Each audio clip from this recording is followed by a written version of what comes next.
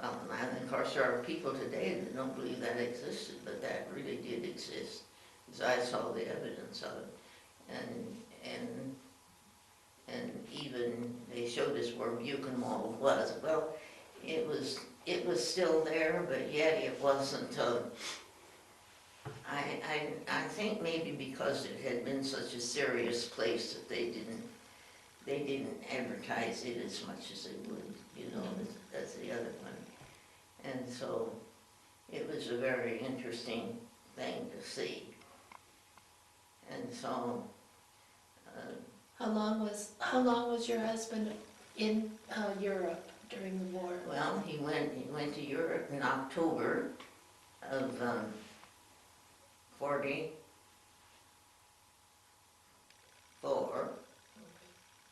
and I think it was 44, 43, 44, 44, and was released in 45 and after Christmas.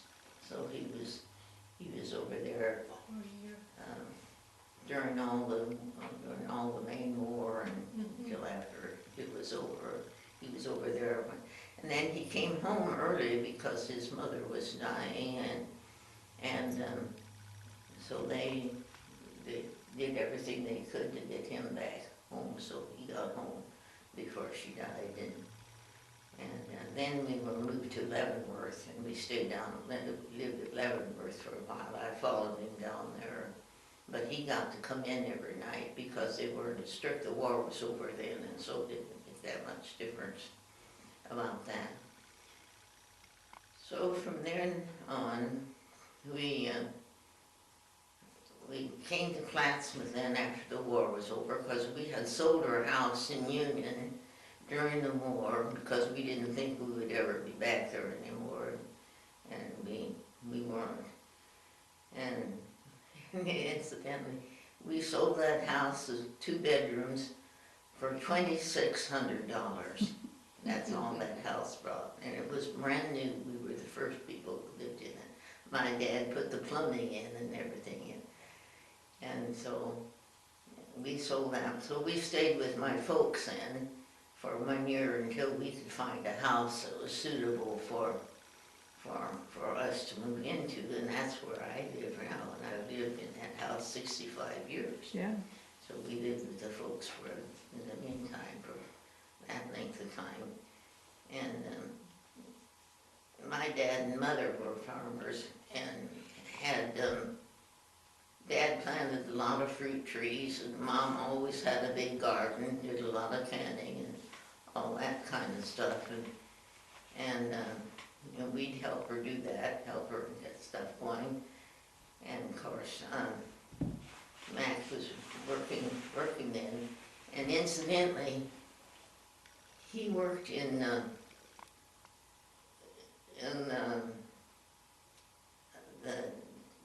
store, let's see, down on the corner. The brothers that run that. Westcott's? Pardon? Westcott's? Westcott, yeah, he worked for Westcott. And the suit would be anywhere from $8.50 to $15 to, no, wait a minute, $25 to $35. And when they were on sale, they would be from $10 to $15, a complete suit, if you can imagine. Yeah. And while we're talking about material things like that, you could buy a bed sheet for 97 cents, and of course they didn't have the ones with the tucked in, so and Yeah. they were straight. And you could buy a set of pillowcases for 22 cents. At Sonnyson's? Mm-hmm. At Sonnyson's? Is that where you were buying these linens? Apparently so. Uh-huh. Yes, because we were living here then. Yeah. At that time. And you could buy a bedspread for 67 cents, and a set of curtains for 2 for 37 cents. If you could imagine prices like that. So that was Lowell's job when he came home from the army. He went to work for Westcott's. Not right away. He went to radio school for a while. He thought maybe he'd like to work in radio. But after he graduated from that, he didn't stay with it. He didn't particularly like that. And so that's when he went to work for. So he worked for the Westcotts. And then when the Westcotts sold out, he worked for Caldwell. Oh, And then he also worked for George Smith. Cobby only rented about 1 or 2 years, and then he sold it to George Smith, and so Lowell worked for. Cobby had the menswear store? Pardon? Mr. Caldwell had the menswear store? Yes, he did.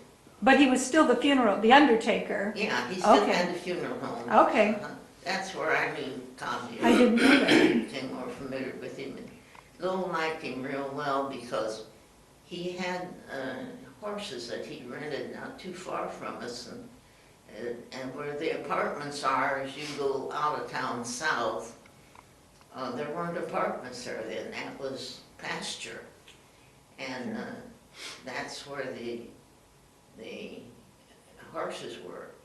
But he never had let anybody borrow them. But he told Mac, and when he learned how he loved his animals on the farm, he said, well, if you want to take your girls riding on the horses, you're just welcome to do that. And so he did that. And the girls loved that because that was riding something that they wouldn't have had any experience with. So. Now, when were your children born? When were the girls born? Marcia Ann was born the 14th of January in 1947. Mm-hmm. And Mary was born in July the 1st in 1950. Okay, And they're both gone now. They I both know. died of cancer. I know. And both about the same age, too. And I still miss my Mary a lot because we always went to so many places and did so many things together. We traveled together, and we went to the museum, and we went to the opera. We went to the flower place. Yes, there were just so many things to go, and we traveled together. So, and my life won't be the same without that. That's something to do. Martha, when did Lowell become a milkman? He worked when he left George Smith's, he worked at Brandeis and in the men's department. And he could have had a permanent job there, but he had sold a suit that that he didn't know until a man came back the next day with it because it had some moth holes in the legs, pant legs.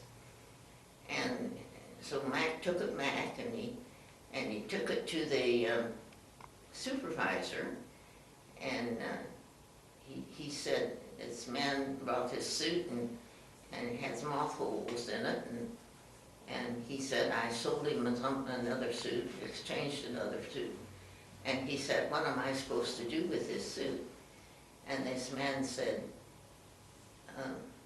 just hang it back on the rack and we'll just sell it to somebody who probably won't notice the difference.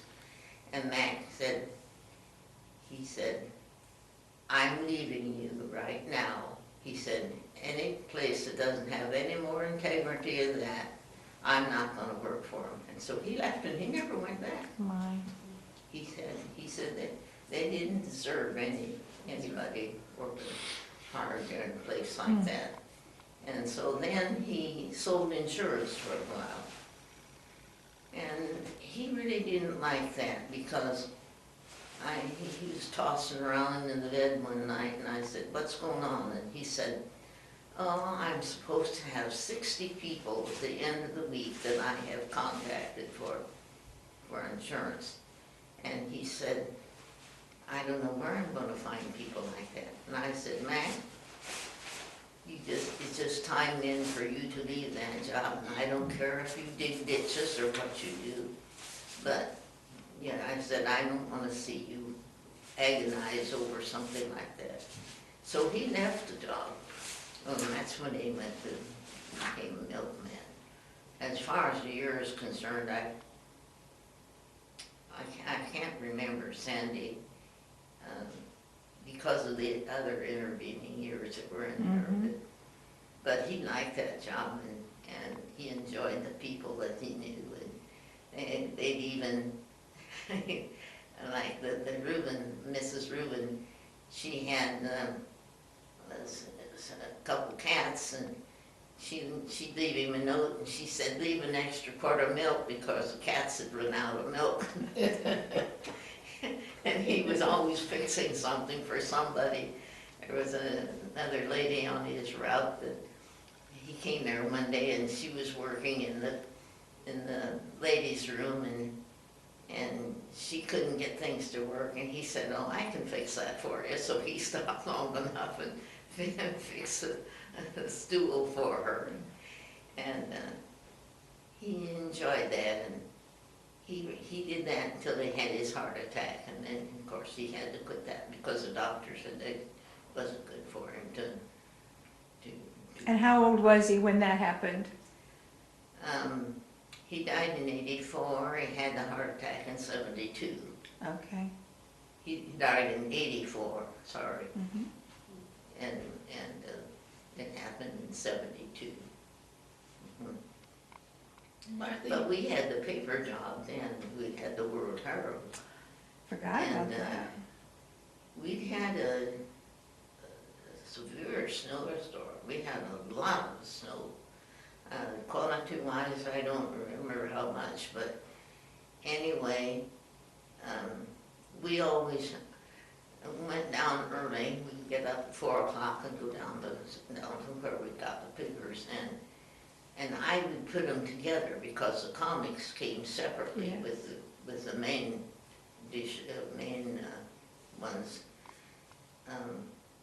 So I put it in most places like Omaha and stuff. They just count both of them out and dump them out for the kids and the kids that put them together, even in cold weather.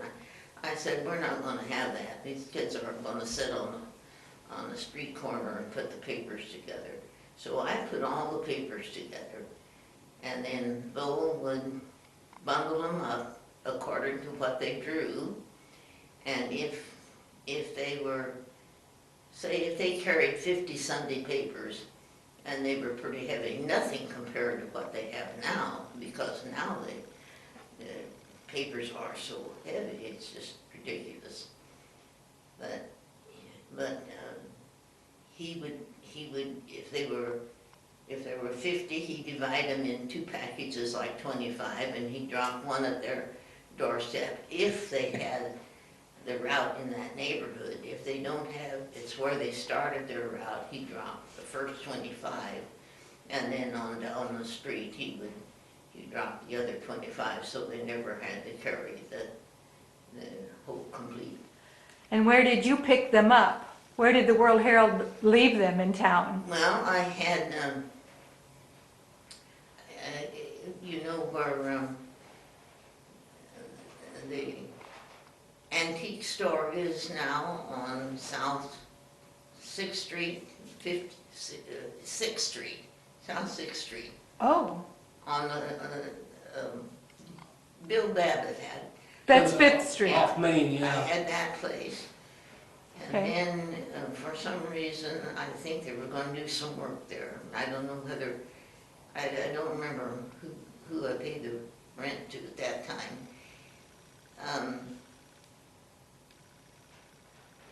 Anyway, we were there and there for quite a while. And then we moved over on, across from the courthouse and that little house on the corner, the empty building Oh, on the yes. corner. And that was my station for a while. And then it turned out to be too small.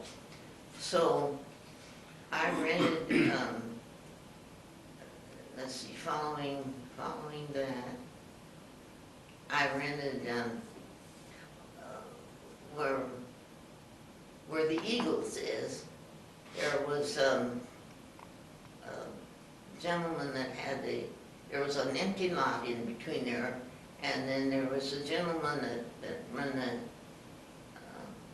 had a mechanic store. They lived on the corner, right catty corner across the street. Where the Eagles is now? No, across